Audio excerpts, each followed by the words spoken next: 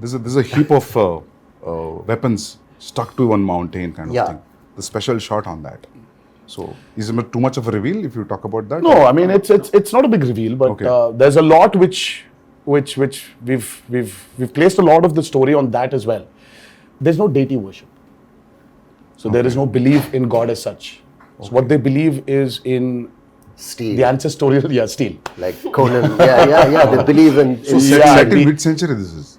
This, have you said what time it is? No, 80s and 90s. 80s and 90s. This is set in, I mean like a little bit of the early 80s and the early 90s or the late 90s. Okay. So it's an 80s and 90s. But a very remote place. But a very remote place where, I mean, I see there are a lot of villages still, especially in South India also, I think it's there in North as well, that they don't worship a god as such. So there are, in Telugu we call them Grama Devatalu. Yeah. In Hindi, Gram Devata. Yeah. So it's like that. So they worship their ancestral weapons. Yeah. So there is no deity worship as such. So for them, that weapons are the most precious. Okay. I mean, and they're ready to go to any extent for those weapons. But whatever the ritual, you understand that it's a ritual. You're bowing to something. So who you're praying to and all, I mean, it comes through that it is about prayer. Yes.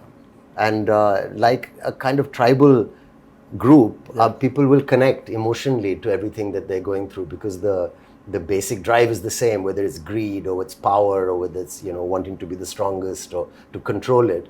In that sense, to give an example of another film, even a film like Apocalypto, sounded like an alien setup, but then when you saw it, it's just like looking at people next door also. Yeah, exactly. So connection is there. Rooted, But it's a very interesting visual. The costumes that we wore, the clothes were really basic, and it's almost like tribal pirates, in a way. Exactly. This movie. So it's got its own universe, which is always nice. The kind of visual palette and your production design, Sabu sir, and you really presented something that looks stylish and watchable in terms of visually.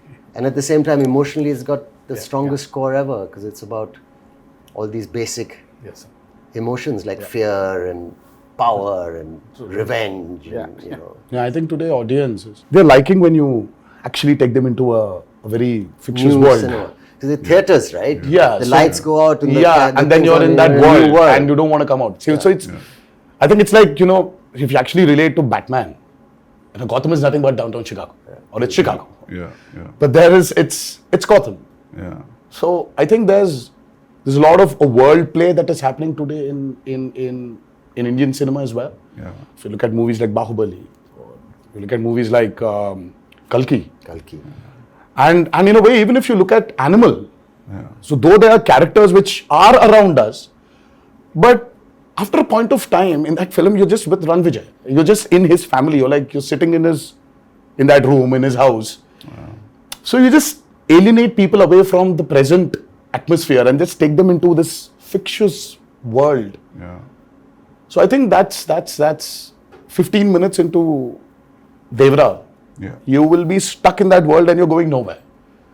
You'll be there. You'll be in that world we've created.